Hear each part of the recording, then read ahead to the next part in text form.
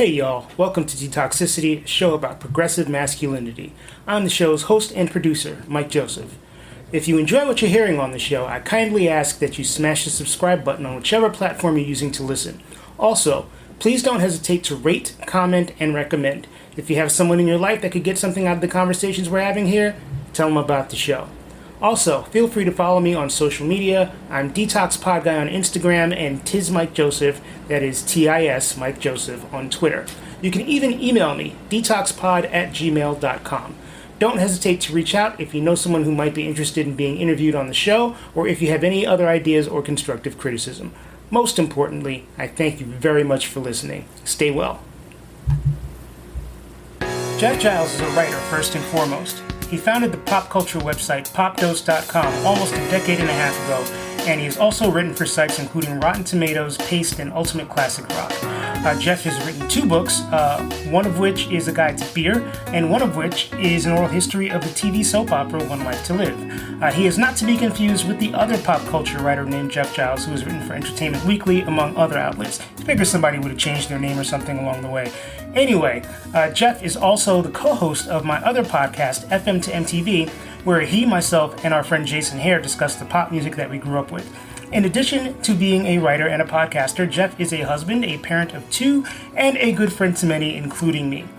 During our conversation, Jeff and I discuss everything from failed entrepreneurship to the difficulties of raising children who are very much their own people. We also talk a fair amount about our own relationship with one another, so you'll get a little insight into what makes us tick as friends. So let's hear what Jeff has to say, everybody. Well, I'm Jeff Giles. What do? I'm an editor, I'm a writer. I've written a couple of books. I started a website. I've done some stuff. You've done a fair amount of stuff. You host a podcast with me. Yeah, I do. I host another one with our friend Matt Wardlaw. Yeah. I used to be a singer. I used to be a graphic designer. I used to publish a newspaper. You've done a lot of shit. How did you become a jack of all trades? It probably comes from not wanting to do anything the hard way, the long way. Okay. You know, I started writing about music for money in the late 80s, at a time when, if you're not old enough to remember life before the internet, before blogs, it used to be that if you wanted to write something, you needed somebody to give you a platform.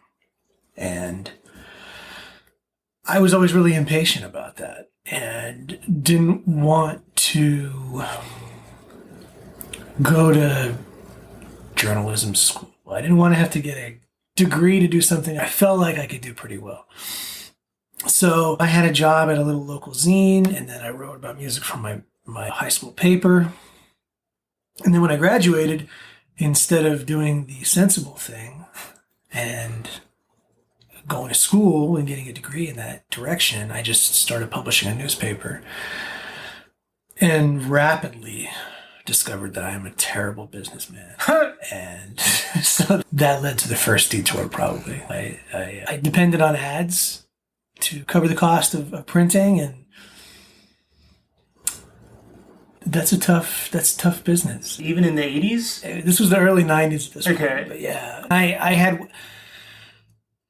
there was a label, I don't want to say their name if they're still around. I don't know if they are, but I had a contract with them for ads, and they were late paying for the ad that they placed. And because of that, I was in arrears with the printer, and I think the printer ended up, I can't remember, this was so long ago. I was afraid they were going to take me to court, let's say that. And so that was the end of the paper. I ended up delivering medical supplies for a while. Oh, wow. Came back to music again. I came into some money. And I had met these musicians when I was publishing the paper whose work I really loved. And I reached out to them and I said, hey, I've got this money. I'm going to get you guys plane tickets.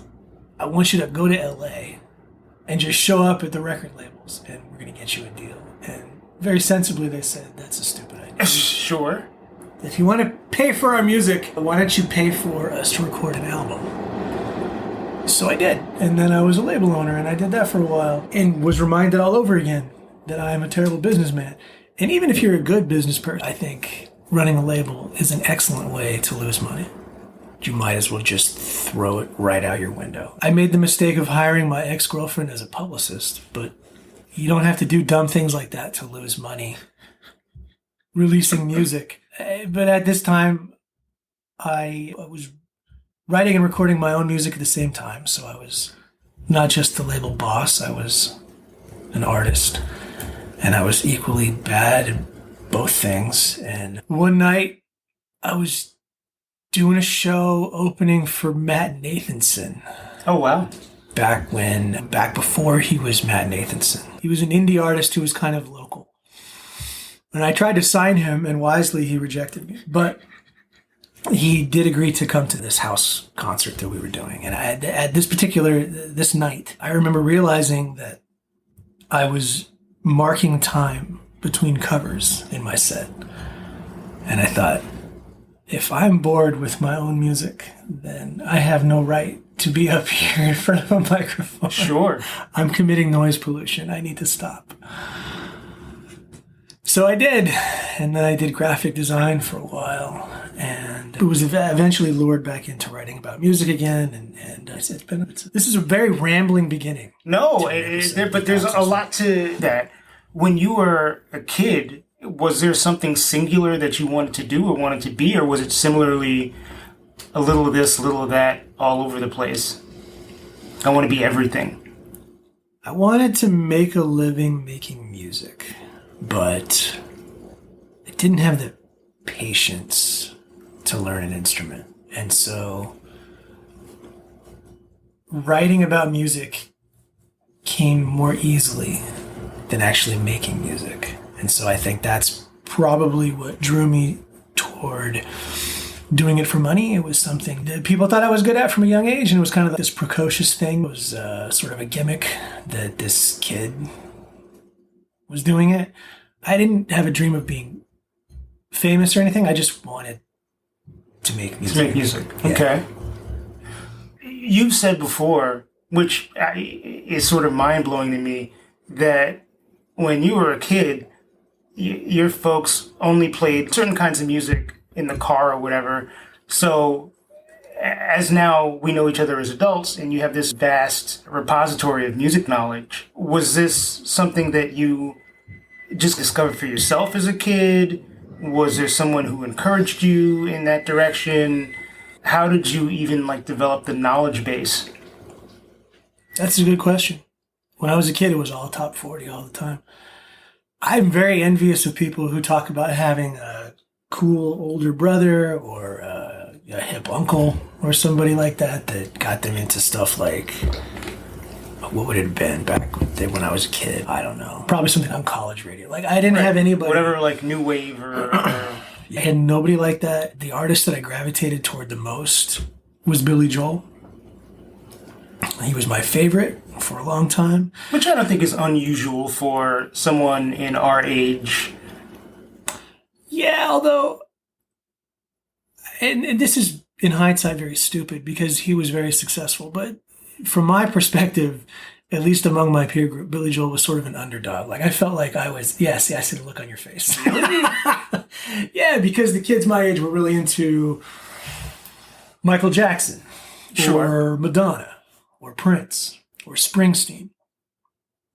And so Billy Joel was my guy, and it didn't even, I had no perspective, especially, I think when I first really started getting into his music, I was probably 8 or 9. So I had no perspective on who he was, that he was fucking multi-platinum, The Stranger. Huge Yeah, exactly. Yeah, he's big. Right. These other artists that my friends were listening to were the ones who were really the underdogs in this equation. Billy Joel, and then Chicago, any kind of white bread top 40 act, really. And then from there, that sort of underdog, that fondness for the underdog, I would gravitate toward artists that I felt like nobody was listening to. Like the first album that I spent my own money on, I think, was Every Turn of the World by Christopher Cross. Holy shit. Wow. Okay. Which I think peaked at number 196 on the Billboard 200 in 1985. This was well after his sell-by date. Sure. I don't know why I bought it, but I loved it. And so there were numerous artists like that, I felt like they deserved my time and attention. I mean, did you feel like that with like, you feel protective of?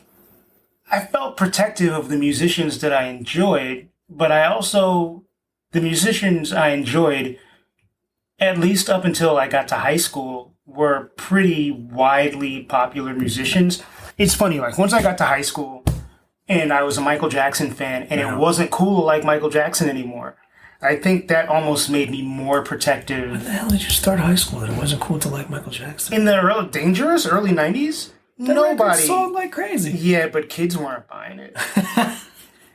Kids, I mean, to be a kid in 1991 and 1992, when everybody was listening to hip hop or Mary J. Blige or, Nirvana and Pearl Jam, right? To still be jamming to Michael Jackson, I mean, people would go home and watch the videos after The Simpsons when they premiered, and then kind of like talk smack about them the next day. Yeah. But no one was hanging out in lunch period blasting Black or White. So there were no artists that you felt like this like artist underdog. Is mine. This artist is mine. Probably. I'm kind of drawing a blank at the moment. Somebody like Nina Cherry, who to most people is a one-hit wonder, but I thought her first two albums, her second album, Homebrew in particular, was excellent, but I was the only human I knew who owned a copy of that record. Even like Lenny Kravitz when he first came out. I had Let Love Rule on cassette single. It's my favorite Lenny Kravitz song. Really? Yeah. Nobody in high school in Brooklyn in 1989 knew who Lenny Kravitz was, much less was playing his music. Yeah. So, I mean, I definitely was protective towards certain artists, but in the grand scheme of things, those artists are pretty big. They just were not big in my age range or my part of the country or my demographic. Right. Yeah, I think a lot of the artists that I loved in that way were probably of the same ilk, like late 80s Bee Gees.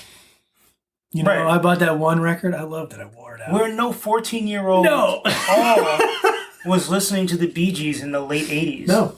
No. Paul Carrack, Mike and the Mechanics, again, right solidly on this very Caucasian axis of top 40. Very middle-aged white music. Yeah, man. As a kid. Yeah. And this is something I've written about a lot. I think part of it owes to the fact that at that point in time, we as kids were sharing the top 40 with our parents. Right. And nobody thought twice about it until Nevermind, basically. There's this whole, you could fill compilations with songs that were 8th grade dance or prom ballads that were sung by people that were old enough. 3 times our age. Yes. Old enough to be your parents, had been divorced multiple times. Right. Right. Yes. So. Whereas now, I mean, there's nobody over 35 in the top 40. So I know that you have brothers. Mm-hmm. How many? I feel like there's like 4. 3? I have 2 brothers. Okay. I have many brothers, but blood relation. Yes, two brothers that I grew up with and a sister. Okay, older, younger. All younger. Okay, so you obviously definitely had nobody to sort of act as a. No, I had there was a quote unquote uncle who was a friend of the family, but his tastes were very much like I discovered Night Ranger records through him. Like, he was very AOR. He was. Yes. It doesn't get more Caucasian than that, No, it does not. Not at all. And then my mom had a younger brother who was cooler, and we would talk a lot, and we would talk about music a lot, but the only band that he introduced me to was a band that no one's ever heard of. They were out of New York in the mid to late 80s. They were called the Hungry Dutchmen. They had their first video on Basement Tapes, if you remember that, on MTV. Vaguely. Yeah. This was like the precursor to 120 minutes. Right. Yeah. But so yeah, there was nobody saying, you got to check out Sonic Youth or Susie and the Banshees, Susie REM, exactly. Depeche Mode, New Order, none of that stuff. And I don't know, like the kids that liked that stuff when I was in school were kids that I thought were annoying. They were all black, and they talked about Amnesty International, and it was stuff that was really kind of out of my ability to relate to or comprehend at that point in time. So, you have a reputation now as kind of a curmudgeon. Were you always kind of a curmudgeon? Maybe. I can't deny that this is true, but I feel like it's unfair because I love music. Yeah, you do. I just don't feel like there's nothing that I love to the extent that it's unqualified. Or there's always something that you can be critical about. I can't think of a single album that I've ever heard that I would say is beyond reproach or that we couldn't talk about in critical terms. Sure. Yeah. I feel like there's a difference between criticizing something or being critical about something and being angry about it or being, and we were talking before I hit record about the way music criticism is nowadays. I feel like some of it is just, it's written to be negative.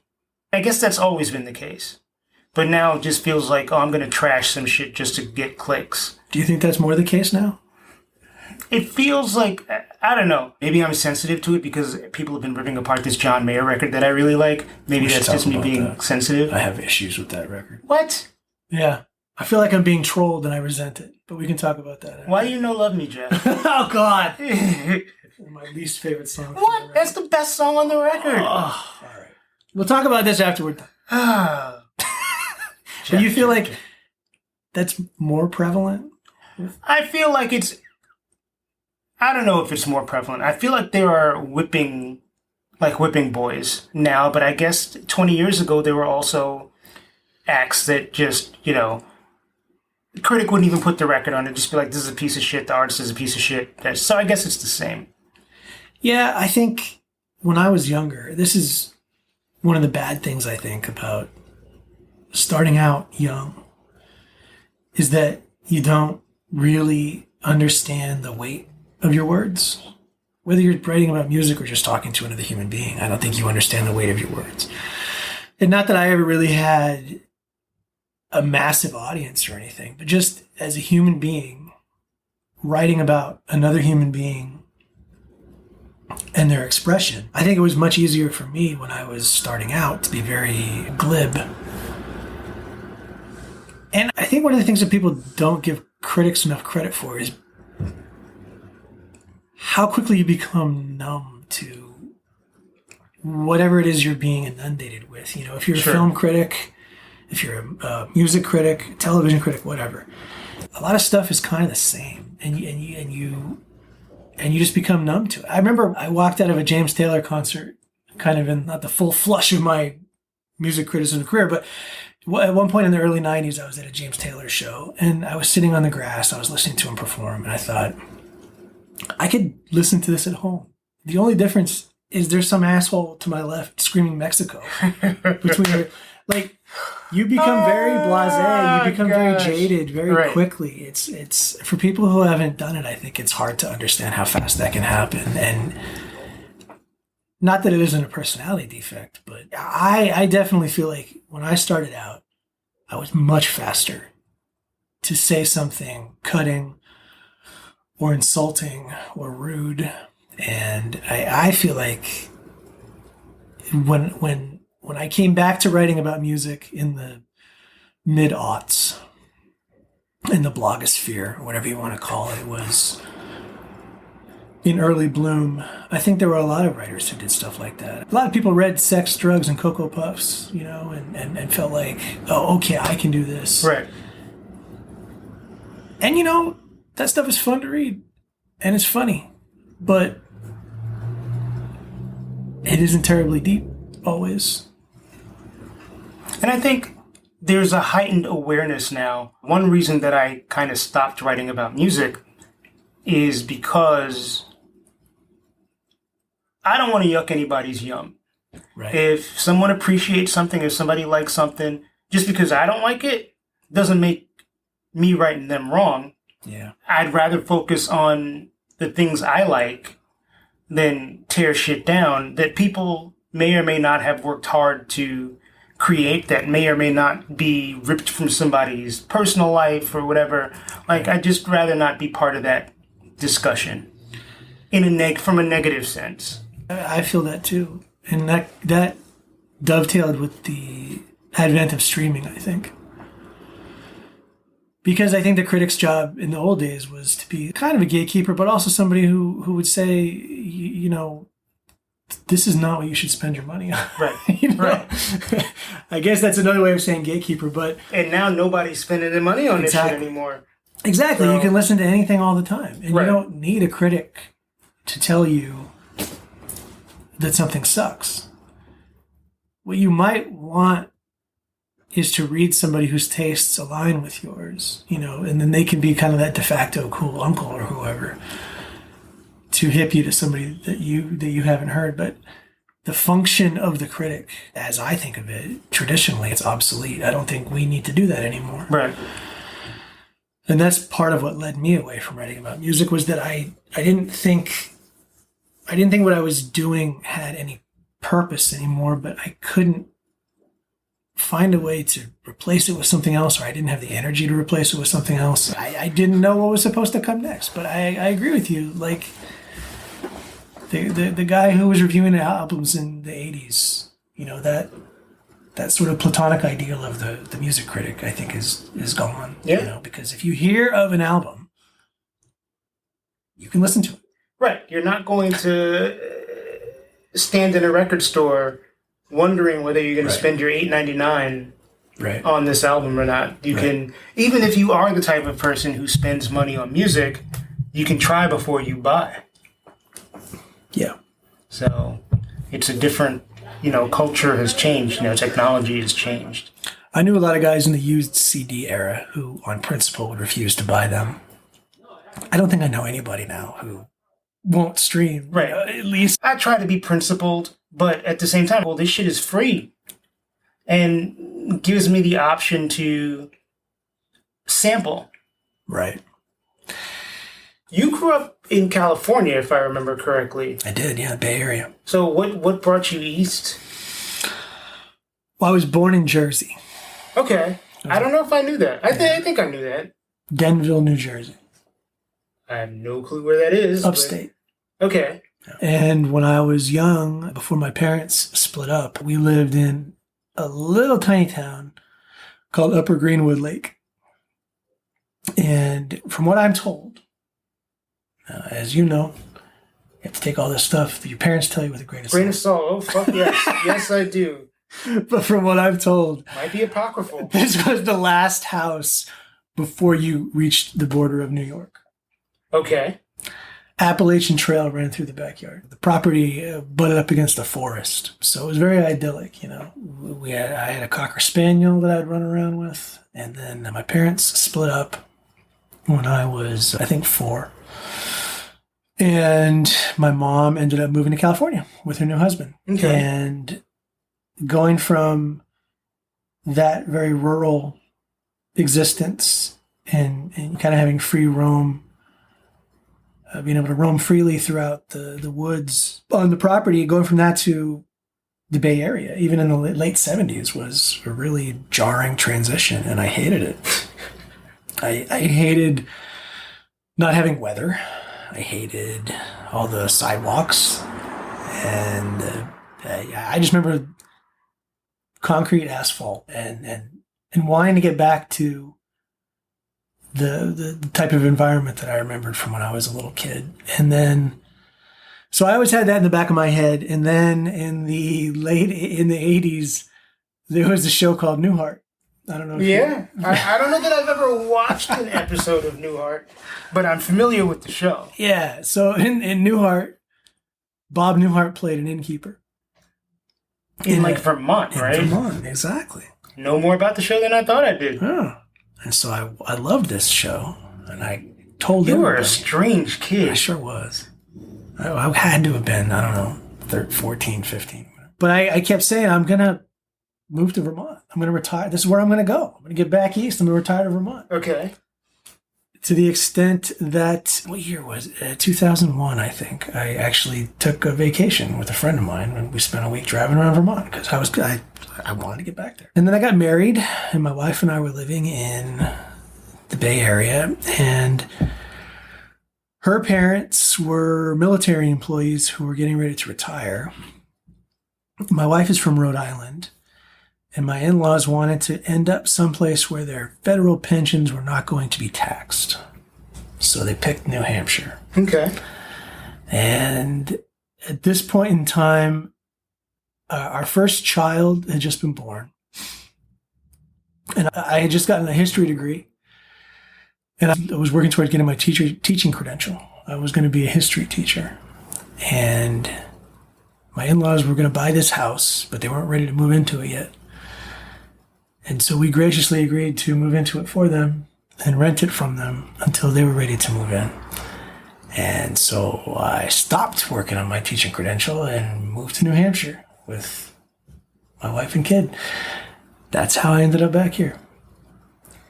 You said it many times over the years, a country mouse. Like, the city freaks you out. I don't like driving. And here we are, like, we're in my apartment in Brooklyn. Yeah. And you know, I'm like, is Jeff okay? Listen, I grew up in I don't like the city, but I grew up in the suburbs. Okay. You know, I didn't grow up in Podunk. So as long as we're not in, like, Midtown Manhattan. As long as I'm not driving in Midtown Manhattan, I'll be fine. All right. What is it about the quieter environments that you find so attractive as compared to a more urban environment? That's a good question. I was going to say the reason that we wanted to leave the Bay Area was that we wanted to raise our kids someplace where there was a little bit of history in the ground. You know, in California, at least where I grew up and where I was living when we moved, it's a land of freeways and strip malls. And, you know, there's a lot of traffic. There's not a lot of anything that feels permanent. That's what I was looking for. When we moved to New Hampshire, we lived in a little tiny town that had maybe 1,000 people. There was one road. It's like this lake town. There are a lot of them in New Hampshire that there are a lot of rental properties. You know, the population doubles in the summertime. So a lot of this town is a development, and there's one road into it, one road out. You know, if anything really ever goes bad there, you're totally stuck behind Yeah. these other 1,000 people. Yeah. We had to have satellite internet, which, if you've ever done that, is infuriating. I had to buy a BB gun to shoot snow off the satellite dish in the winter. So there were things about that existence that were not really super appealing. Now we're in a town that's more like, 20,000 people. Sure. Yeah. You've been there. So I've been there. It's a perfectly nice town. It's a lovely, quaint little town. Quaint is a very, very good word. I mean, I'm certainly much more comfortable there than I feel like I'd be in a town with 1,000 people. 1,000 people that's less than my graduating class in high school. Same. Yeah. Same. That's bananas. It was not. Yeah, we didn't stay there we stayed there for 7 years. That's fucking time. But when I go back home, I still have family back in Santa Clara where I grew up, and when I go back home, I still get very nostalgic for that town. I always wonder. There's so much more choice here. There's so much more culture here. There's so many more different people here. Right. People who don't look like my kids and me. Right. Did I make a mistake? Should I have stayed there? I mean, you would have to have infinite money to really play with that question in a serious way. But I don't know. The answer to your question is I don't know. There are parts that I like about both things. I mean, I got here in Brooklyn and I got to order from Loco Macho Taco, which I could not do at home. Yeah. I appreciate that too. Okay. They do not. So, what's it like raising two teenagers? Are they? They're both teenagers now, right? Yeah. Okay. One's 15 and one is 13. It's not a job for the faint of heart. I bet not. I was a teenager once. Everybody I meet, if they tell me they're thinking about having kids, I tell them not to. Maybe this goes along with that whole curmudgeon thing. You tell me. This is your story. I feel like if you're thinking about having kids and I tell you not to and you listen to me, then you shouldn't have had kids in the first place. That's actually very smart observation. It's a tough gig, man. It'll rip you up. You're raising humans. Like, it's not a dog that's going to die when it's 10 years old. This is someone you're going to have to be responsible for, not just for 18 years, but forever. The repercussions of that are going to be forever. Yeah. you're raising humans who are separate from you, Yeah. which hurts. And there's no other way to put it. Your kids are going to reject everything about you before they're done. And that's a series of microaggressions that you have to develop some sort of rhino hide. Yeah. Yeah, man, there are exhausting things about every phase of that journey, I think. When they're very young and they won't fucking sleep, that's exhausting. You know, you can't talk to them. That's exhausting. And then when they're toddlers and they won't sit still and you can't turn around, that's exhausting. And then there's this phase is it's exhausting in its own way. Like they're doing what they're supposed to be doing. They're defining who they are, and they're doing it in a way that has nothing to do with me and often has no visible connection to my values, you know, anything that I've tried to impart as a fellow human on this planet. And that's tough. Do you think that the things that you've taught, the things that you've said are that they've taken hold, that they're in there somewhere? I know that when I was that age, I was very focused on rejecting. Well, is that By true? listening to Christopher Cross? Like, Well, I didn't get along with my parents. My dad and I, my mother's second husband, the guy who raised me. My father died when I was very young. I was 5 when my father died. And so the guy who raised me, the guy that I think of as my dad, he and I did not get along at all until he and my mother split up. oh, wow. And my mother was very young when she had me. She was 21. And so whatever, you know, anything that they were trying to teach me, either explicitly or tacitly at that age, I think I just, either I didn't see it or I rejected it. I remember one night when I was, I think, 8 or 9, they sat me down to watch Cool Hand Luke. You ever watch that movie? I've never seen it. I know of the movie, but I've never seen it. Paul Newman, who is now my favorite actor. It's just, basically the gist of the story is that this guy is anti-authoritarian.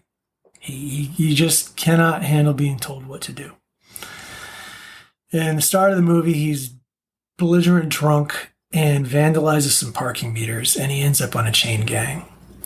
And he is so unable to do what he's told that the rest of the film is just about him butting heads with whatever authority is in front of him, whether it's the big guy in the prison yard who's played by George Kennedy. I don't think you know who George Kennedy is. I vaguely know. You would know his who face. Kennedy If you is. saw Okay. him. Big All guy. right. Anyway, he gets into a fight with George Kennedy, who is much bigger than him. He eats 50, I think it's 50 boiled eggs on a dare because somebody tells him he can't do it. Damn. But most memorably, he can't get along with the warden. And ultimately, he's killed. Spoiler alert. It's a 50-year-old movie, but excuse me. And I think my parents showed it to me to try to get me to stop being a smartass. But it really had the opposite effect. I Made you think more of a smartass. maybe. Like, it's just really appealing to me. This guy did things on his own terms. So I don't think I was unusual in that way. I don't think in the moment any of the stuff that they were trying to tell me was absorbed in a way that I consciously understood, and I'm sure it's the same way for my kids now. You know, I didn't really understand what my dad was going through until I had kids. That makes sense. I think if you're lucky enough, you live long enough for your kids to tell you, "Hey, I get it Now, thank you. Yes, Thank you. exactly. Yeah, That's the potential reward on the other end. Yeah, man. What is the biggest or the most difficult thing about raising teenagers?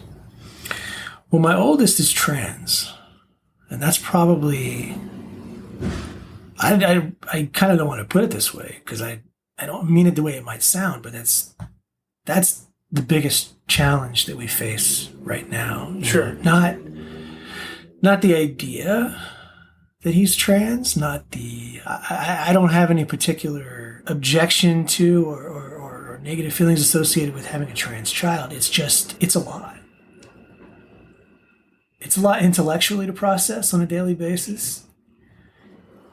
Whether it's, just the shock of well, I guess it wasn't a shock, but there's that Rubicon that you have to cross when your child tells you, I'm not, this is, the name you gave me is not my name. This is my name now. Right. And this is who I identify as. You have to kind of rejigger your thinking in that respect, and that's a lot to go through. But also, like, there's a hump that you go over when you realize that just being supportive of your child on that journey is not enough. Okay. Like, if you have a kid who's, I'm only speaking to my personal experience here. I'm trying to sound general, but I'm only talking. If you have a kid who's kind of an asshole, and then he tells you that he's trans, and you say, all right, I'm here for you, let's do this. He's probably still going to kind of be an asshole. Right. Yeah, the acceptance is not really it doesn't change the fundamental being of this person. Right. And then also, when I was a boy, first of all, I in retrospect, I know now that I knew gay people, but I didn't know it at the time. Trans wasn't a thing unless you were making jokes about trannies in the movies. Non-binary? Nope. Yeah, I mean, the weird thing is, of course it existed back then, but no one had the terminology. Or felt like they had the room to express it. Right. You're talking about I can't even imagine the generations of repressed pain that it blows my mind. It breaks my heart. Yeah, I mean, I can relate that to even just being a queer person and going through high school and thinking, and this is not a very long time ago. Right. Thinking, hey, like, I can't express this. Like, nobody in high school knew about me. I wasn't comfortable talking to anybody back then. This is what I try to explain to my kids. Right. They get angry and upset about... I'll give you an example. This is what I'm talking about when I say that the acceptance is not enough and that there are still so many different struggles as a parent. One of them is just like fucking nailing pronouns. Right. And not being given the grace by your shitty kids that don't understand that. I mean, even for me as an editor, calling somebody they, that was the bridge that I had to cross. I was brought up to believe that they was not proper English. I had to get around that. Anyway, we're in the car, and my wife is trying to share with the kids this story about, I can't even remember the details anymore. I think that the first woman to start a religion in the United States was a trans woman or a non-binary woman or something. I'm probably paraphrasing terribly, but the point of the story is that while she was relaying this, my wife was kind of fudging the pronouns because I think this is a person who was known as a woman for much of their life and then identified as non-binary. And so the way my wife was describing this person shifted, and the kids got really shitty about it and were giving her a hard time for not using the right pronoun at the right time. This ain't something that we grew up with, though. Yeah, it ain't. And that's what I was... I just kind of blew up. I was like, this person's been dead for 200 years. Why are you getting upset? Like, they don't care. Right. You don't need to get angry on this person's behalf. I think it's important to show a little bit of grace. And when you're a teenager, you don't necessarily understand that. Right. I didn't. Right. And I know that. But when I'm dealing with my teenagers, that could be rough. That's what therapy is good for, Mike. You don't say, Jeff. Never consider that. Yeah, to talk this stuff out with an impartial third party and, help give you the tools to deal with. Has that been valuable for you? I say this kind of knowing the answer already, but... I don't think I'm naturally gifted in terms of thinking in moments of emotional stress. I think I speak without thinking very Sure. often in those situations. And those are the important ones with your kids. And so I don't stick the landing during those conversations as often as I would like to. But I do think that therapy has been tremendously helpful, even just in terms of him, my therapist, making probably what he considers to be offhand comments that I latch onto and carry with me. Like one time he said, when your kids are on the offensive, don't go on the defensive. And it's a very simple thing. That is not unique, exotic knowledge that But it's basic shit that we don't think about. right in the moment. I certainly don't think about that. I tighten up. Yeah. I get defensive right away. I have that problem. Yeah, man. I mean, it's just like you got to practice that stuff, right? And it's too bad that usually when you're practicing it, it's during high stakes situations that Yeah. if you fuck up, You stand to lose a fair amount. Like mindfulness, it's very easy to be mindful when there are no stakes. If somebody says yo mama, if somebody punches you in the face, yeah, like I'm not gonna be mindful and be like, oh well, this person is projecting such and such or whatever. Like I'm gonna want to punch him back twice as hard. right. So it really does take. It is an active effort to stop in that moment and think, and then be like, okay, why is this happening? What can I do to make the best out of this situation? Yeah, those moments are rare for me. It's usually after the fact. I'm like, oh God, I shouldn't have done that. The toughest part of parenting teens is just getting yourself squared with the reality that probably more often than not, they're not going to want to be close to you. My eldest, I would love nothing more than to just, sit down next to him on the couch, put my arm around him and be close. But that's not what he wants. And it doesn't matter how supportive we are, and it doesn't matter how much he knows that we love him. He's just distant at this point in time. And I think it hits my wife harder than it does me, but it's still a weight to carry. It's something that I need to make peace with perpetually.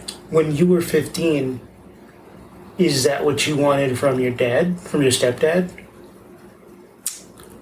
Consciously? Probably not. Subconsciously? Probably. Right? Right? Yeah. Yeah, he was a hard ass.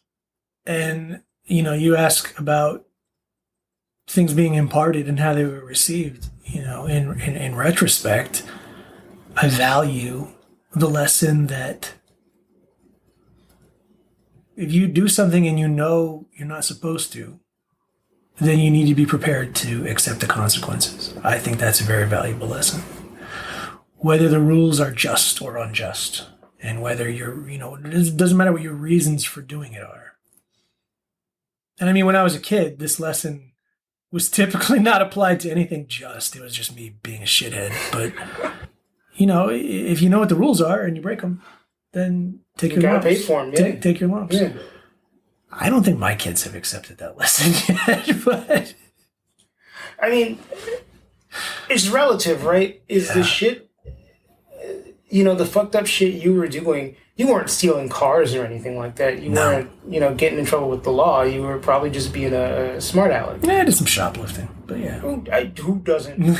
I mean, I did shoplifting. Definitely being a smart aleck. Yeah, for sure.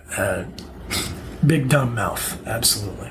And that's, I think, not to make excuses, that's what kids do because they think they're smarter than everybody else. And also, that was my mom's voice coming out of me. It happens, doesn't it? Right. But also, I can speak to my own experience, and sometimes I was a smartass just because I felt like I wasn't being heard by anybody. Right. And the only way that I was going to make myself heard was to kind of be a dick. I mean, I still do that as an adult sometimes. You know what's crazy, though? Like, I think I did all kinds of stuff I wasn't supposed to do, and I did it all the time. But if I was ever a smartass, it was in a much more oblique, passive way. My kids will straight up, oh my God. Be defiant. Oh my God. This was one big hump I had to get over early on. Them not appreciating the fact that I'm not violent, because nobody could see Mike nodding his head aggressively right now. Same thing with me. Like my truculence was to a point, because whether it was my grandmother or my grandfather or whoever, I knew that if I said the wrong thing, I was getting the shit smacked out of me. Yeah, and if it happened, you knew that it was kind of like, not that you had it coming, but right. You knew it was going to happen. Yeah. And look, as someone who was legitimately abused as a child, like, I don't condone violence. Right. But, I understand the urge. Sure. And I understand being pushed. Yeah, man, I told myself, first, that was probably the one thing I told myself going in. I'm not going to hit my kids. But they just don't appreciate it. Right. Take them to a black family down south. Bring Joe Jackson back. Oh, I mean, I am absolutely not black, but there have been moments when I feel like Bernie Mac, and like my kid will say something to me. I'm like, what did you say? You get that look at you, like you just pause and you rear up and you. Oh my God! Oh, so lucky that I'm not violent. So lucky. I had no idea. Do you need to do like a little Jeff timeout? There have been times for sure. Right. We're not supposed to laugh at him anymore, but Louis C.K. used to do a bunch of great routines about parenthood, brutally honest routines about parenthood. And I remember he had one when both my kids are 2 years apart. So there were some years there when shit was going wrong all the time. And I remember he told a joke about the 5 or 6 steps or whatever it is between buckling them into their car seat and then walking around to the front door of the car is like the parent equivalent of a Carnival cruise at that age. And it's partly because you have the time to stop and be like, I really shouldn't have said that. Right. Get that. Yeah. Even as someone who does not have children, I have witnessed this. Yeah. Either as kind of an authority figure myself or in situations with friends who are parents, and just kind of been like, wow, you've handled that much better than I would have possibly handled it. Yeah, I don't know. My kids make fun of me periodically for a night when they would not stop fighting. They're not like physically fighting, just I can't even remember now, actually. Maybe it was physically fighting. It was whatever it was. It made me so upset that it was like November. I put on my coat and I went out in the yard, and I think I stayed out there for a couple hours. And when I finally went back inside, they were there and they said, why did you do that? Why were you out in the yard all that time? And my answer was, it's better than fighting. They still laugh about that quote. They make fun of me to this day. But you do need that time sometimes. Yeah. You got to unplug, otherwise you go crazy. Do say something that you're going to regret. Right. Yeah.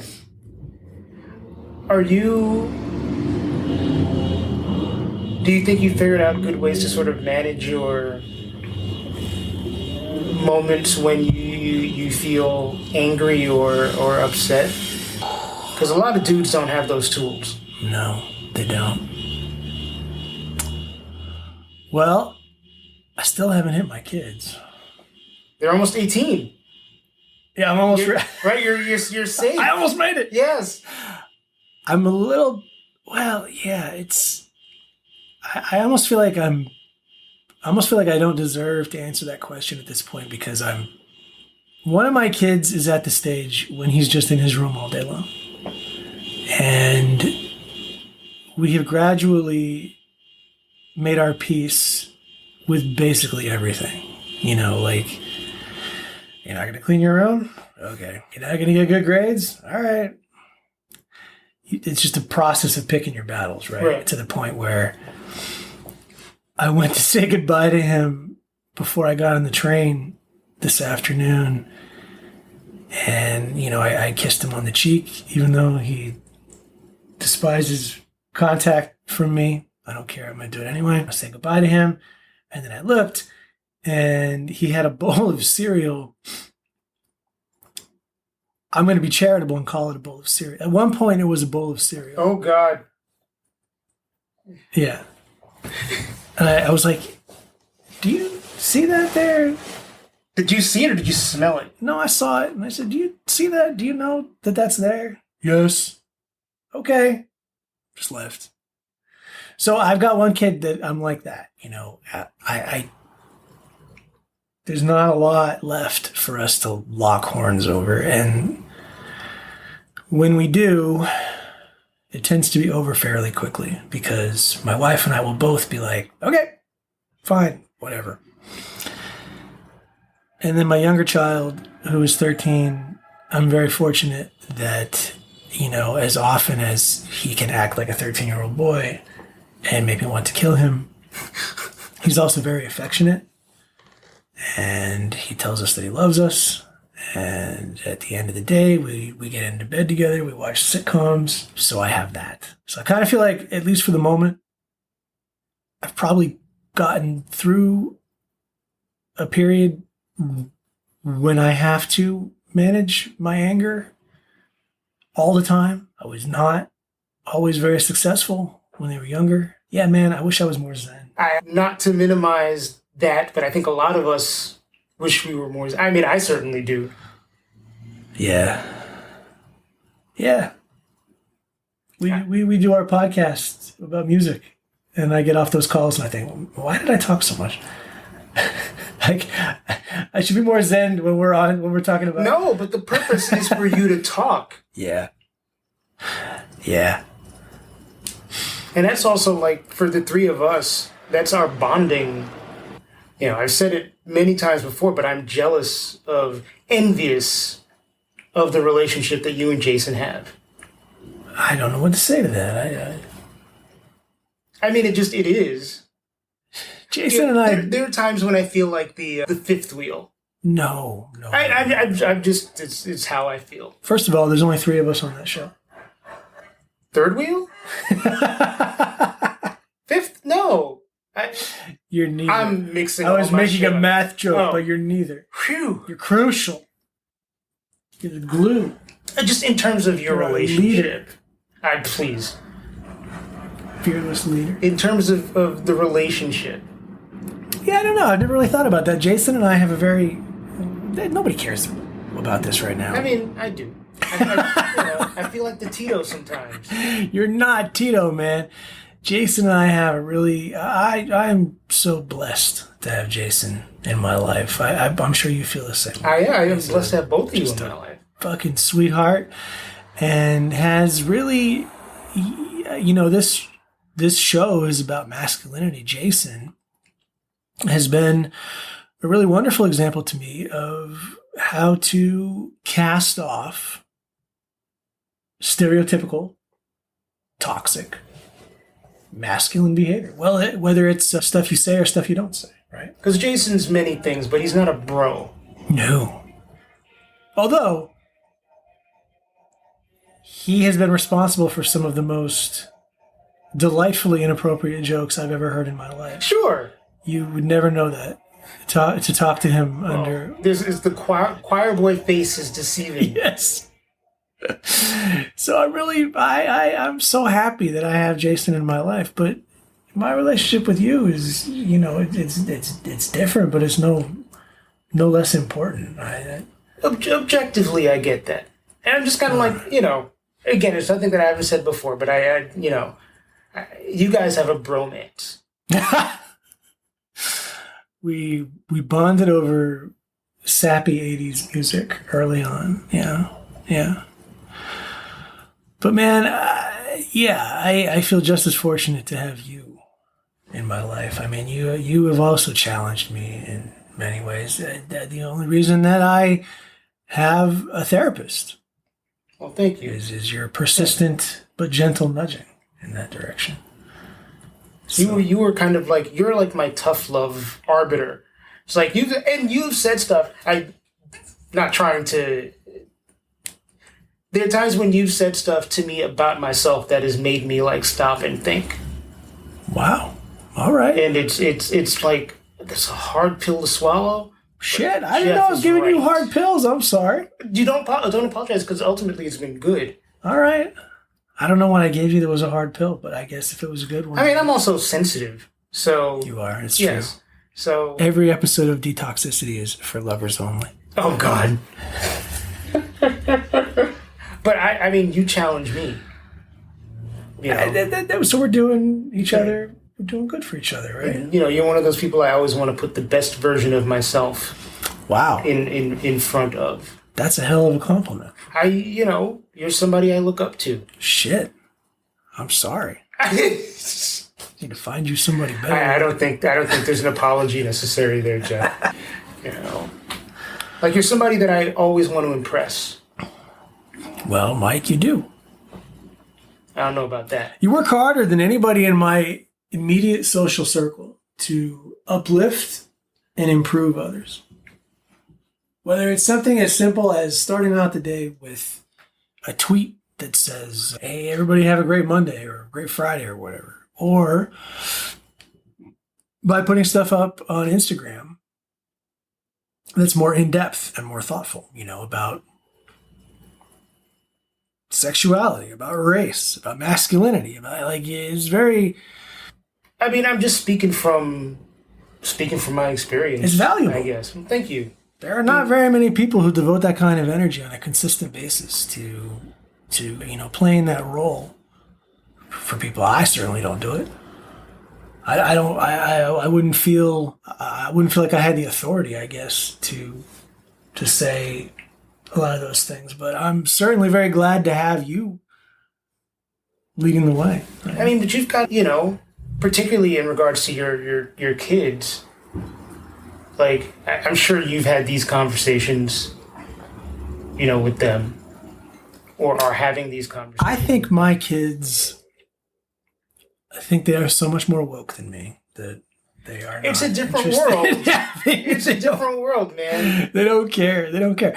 I've tried to tell. I like I said, they get angry about the way things are now, and I try to educate them about how it really was not that long ago that you could, any parent, I think, who's listening to this has had the experience of showing their kids a movie that they think of as being totally benign. And then you're watching it with your children and something comes on the screen and you think, what the fuck? Mm-hmm. We watched, my wife really likes The Wedding Singer. We wanted to watch that with my younger son. And one of the running jokes, at least early on in that film, is a fat joke. It's at the expense of this kid. There's a joke about a member of the main character's band who's like Boy George-esque. Stuff like that you would not, or I would not even have thought twice about in 1998. Sure. When I was in 6th grade, I think Short Circuit came out. Fisher Stevens, dude who's totally white, played an Indian guy. Right. He was in brownface. Nobody cared at the time. Oh God, Soul Man. Soul Man. I mean, at least people got kind of upset about that in the moment. But it came out. That got greenlit. Yes. It went to theaters. Yes. Yeah. I'm pretty sure you can watch it right now if you want to. Yeah. Yeah. But even I remember maybe 2 years ago, me and my buddy Tristan went to the movies and we watched Purple Rain. And then we came back here and we watched Teen Wolf. And those are two problematic ass movies. Same year, or not same year, 84 no, and 84 85. and 85. Yeah. But, Teen Wolf is like gay jokes and, kind of all this stuff. There's a scene in Purple Rain where Prince smacks Apollonia. Right. And, it's just and I remember that scene in particular, everybody in the theater gasped at the same time because I guess nobody remember. I certainly didn't remember it, and I've seen Purple Rain probably 4 or 5 times. It was just like, oh, that passed muster in a movie in 1984. Or the scene where they throw the woman in the dumpster, where Morris and Jerome throw the girl in the dumpster. It's just like, oh, right, that shit was funny in 1984. Nobody thought twice. All right. Times change. I tell people, younger people now, it's like, I graduated high school in 1993. Not an incredibly long time ago, but if you had asked me in 1993 whether I ever thought that I'd be able to get married to someone of my same gender legally, I'd been like, get the fuck out of here. And here we are.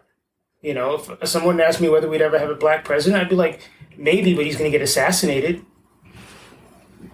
It happened. And not incredibly long after. No. So it's kind of like progress. It may not seem like progress is happening, but it is. And sometimes you need the perspective of someone who's even just a little bit older to give you an idea of what they're coming from, and it kind of puts that into perspective for you. Yeah, but by the same token, I think you also need the anger to say this is not enough. Yeah, that's a weird middle ground to put yourself on. You need people saying this is insufficient. Right, and it is insufficient. Yeah. On one hand, it's like, okay, got to be appreciative for what has happened in the last few years. Right. And on the other hand, it's like you got to keep pushing. Yeah, especially considering what else has happened in the last few years. Right, considering that there's tons of people now trying to roll all that shit back. Yeah, the reaction to the progress. Right.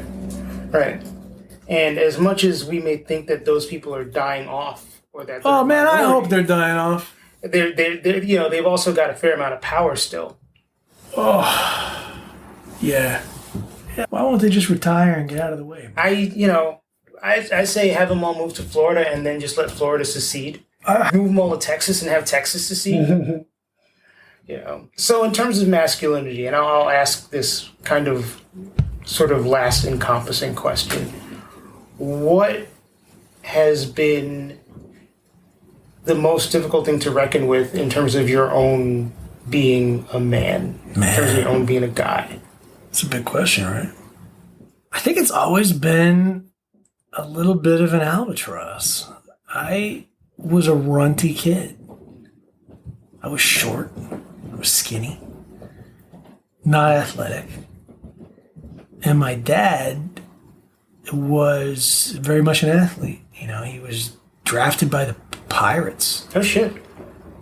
Yeah. Athletics that was the way he related to pretty much everything.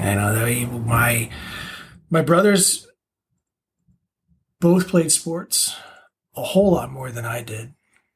My sister played sports, and I was just this kind of runty weirdo who wanted to write and read, listen to music. And so when I was in grade school, and I guess probably to a lesser extent in high school, I feel like I kind of had an adverse relationship with the notion of masculinity, I guess. Okay. I don't know. I'm working this out loud right now. Because you tied that into being a jock? Yeah. That's... Yeah. That checks out. Yeah. I physically was not the ideal at that time. 80s, early 90s. So, there was... And, I don't think there's anything special about this. I think there are a lot of guys, even now, I assume, who feel inadequate or feel like they don't fit the mold, the cultural mold, the physical mold, whatever, that they're not enough. I'm just talking shit right now, but maybe it was more prevalent then. Anyway, so I think I've always had kind of a complicated relationship with all of that. When I got into my 20s and I started lifting weights and becoming more athletic, I got bigger, I got stronger. Those feelings with regards to masculinity kind of faded away, but I think I've always had a bit of a complicated relationship to it. I don't really know what kind of impression I give. I know I've got, I'm a guy with a big beard. I'm sitting here drinking beer with you. I order some craft beer. I live in the woods. It's not uncommon to take out my chainsaw and go chop up some wood. I like to drink bourbon, smoke cigars. So there's a lot of that stereotypical masculine dude stuff. Yeah. And I know a lot of dudes, and I hang out with a lot of dudes. I'm comfortable with dudes. But I still think there's always going to be that little bit of that runty little kid, that outcast. Yeah, the underdog. Well, yeah, sure. That's there. So you've never, and we've known each other now 11, 12 years. Yeah. You've never given me the impression of being someone that's ultra, like negatively masculine. All right, good. I'm not toxic. I like to hear that. That's great. I mean, you've never been. I'm trying to think of an archetype. You've never struck me as someone who wasn't soft in some way. And I don't mean that in a negative way. I don't take it in a negative way. That's great. Like, there's always been kind of like a softness to you. Which, like, I mean, I didn't know about the whole chainsaw thing, but... You have to have a chainsaw in New Hampshire. I guess. You never know when there's going to be an ice storm, and you gotta... Why do you live there again? That's a big question. But yeah, I mean, yeah, you know, I think there's a way to be masculine, even in the traditional sense, without being problematic. Yeah, I was thinking about this on the way here and trying to anticipate what kind of stuff around the topic of masculinity you'd want to talk about. And I was trying to think about whether I could think of any quality that was inherently masculine, you know, like what it means to be a man. And I don't know if I can think of anything that makes you a man, you know. I think if there's one thing I could point to, it's that if you're going to be a good man, you need to understand on some level that you possess an amount of privilege that other people don't have, and try to keep that in mind when you interact with other people. But in terms of like how you carry yourself and how you talk, what you like, what you do, I would like to think that there's nothing. There is no universal quality. My wife and I were just talking about this, I think it was last night, in the midst of some frustration with our children. Common theme. They're giving me a hard time because they were talking about somebody who was a she-they. And their perspective was, if somebody identifies as she-they, then it is not enough to either call them she or they. You have to do both in roughly equal measure. And I got my dander up about that a little bit. And I said, "What? So it's my responsibility to keep track of how many times you've used the one pronoun." I object to this. Right. Can it be enough for me to just accept you as a she and a they? Can't I just say she sometimes and they other? Like, no. But so we were, after the kids left the room, we were talking about how it would be great if when our kids are older, at some point, there's much less of an attachment to this whole notion of male, female, masculine, feminine. And, you know, if you want to wear a dress to work and you weren't born female and you weren't born with female, I don't know, what's the proper way of describing? If you want to wear a dress, it shouldn't matter what your gender is. Yes. If you want to wear a dress to work. Yes. And nobody would bat an eyelash. Right. You want to wear a suit the next day, that's great. You don't have to wear a pin saying, today I am he. Tomorrow I am she. Right. You know, on this day I am they.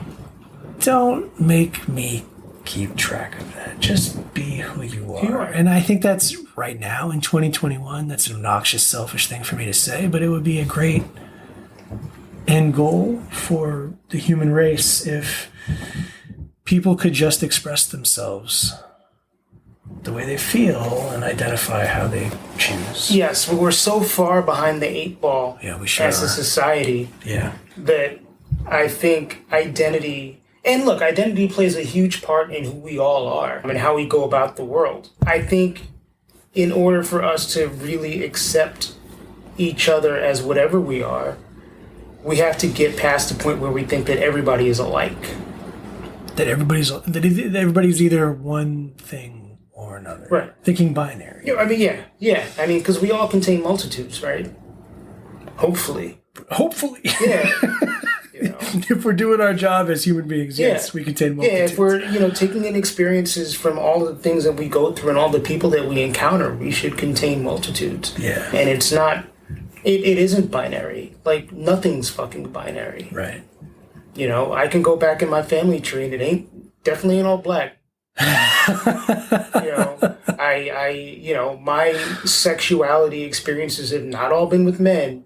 And I think in terms of gender, the one thing I can say that is fairly binary, I mean, I've never not felt like a man, but I'm also empathetic to the fact that there are people that don't feel that way. Right. So it's just a matter of, I think, understanding that everybody has different journeys and their journey might not match yours, but it's just as valid. I wonder what it is that gets people so fucking hung up. Because it's either, I think, I obviously don't know for sure, I think it's either that people are being challenged to empathize with people who are completely not like them and they just don't have a frame of reference, or the exact opposite, that they see themselves in these people and are afraid. I think that's what it is. Because what difference does it make to me if you show up to work tomorrow in a dress?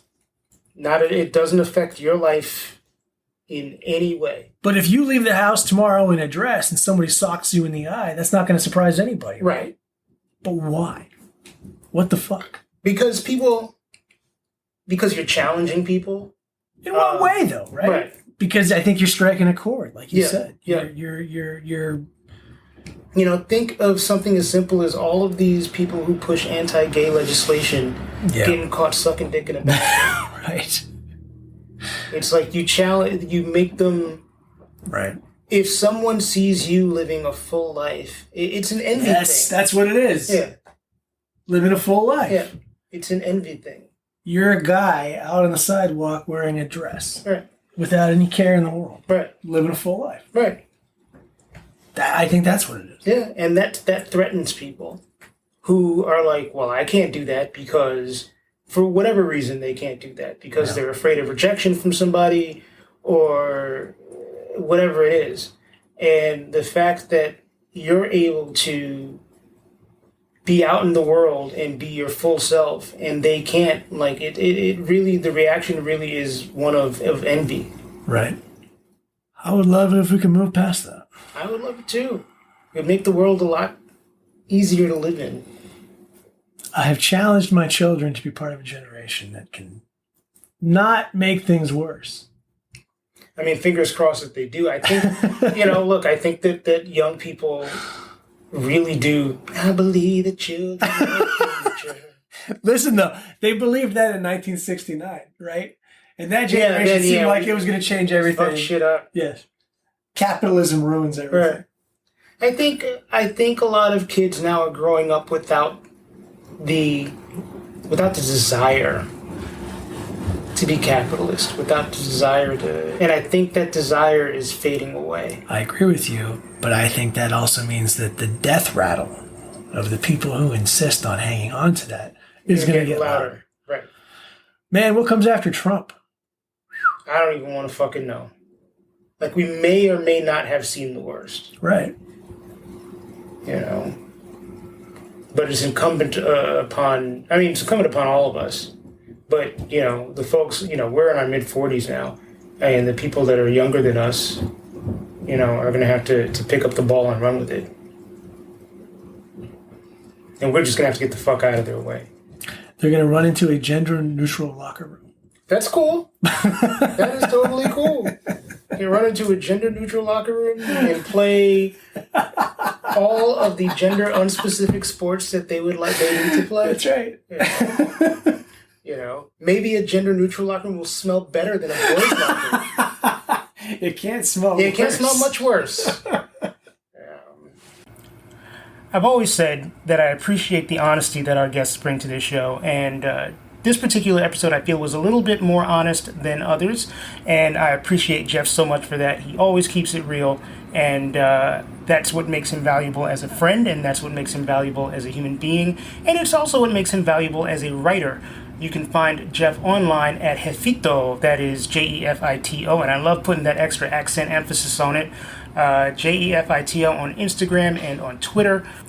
As I mentioned earlier, Jeff is the author of 2 books, Landview in the Afternoon and Uncle John's Beertopia. He co-hosts the podcast FM to MTV along with Jason here and yours truly, and 1991, the year AOR ate itself, which is co-hosted by our friend Matt Wardlaw. Jeff can also be found at listeningiseverything.com. That is listeningiseverything.com. And the Pop Dose archive is available for all of you to peruse, even though neither Jeff nor I is a contributor to that website anymore. There's plenty of great stuff there. Again, thank you, Jeff. I appreciate you. Thanks again for listening to this episode. We really hope that you stick around and listen to future episodes or past episodes if you feel so inclined. You can obviously listen to Detoxicity on the podcast platform of your choosing. And if you want to get in touch with me, please hit me up on Instagram at DetoxPodGuy, Twitter, TizMikeJoseph, or you can email me at detoxpod@gmail.com. Always willing to hear constructive criticism, thoughts, ideas, realizations, and if you yourself would like to be a guest on the show or you know somebody who would make a good guest, I will take recommendations from now until the end of time, so please feel free to reach out to me. I want to thank a couple of people who've been very important to this show. Calvin Williams composed the music that you hear at the beginning and end of every episode. Jacob Block composed the logo, or created the logo, for the show. And I want to give a special shout out to Andrew Grossman and Jeff Giles for providing inspiration for me to come up with this idea and bring it to fruition. Once again, thank you all for listening. I really, really appreciate it, and take care of yourselves. Peace.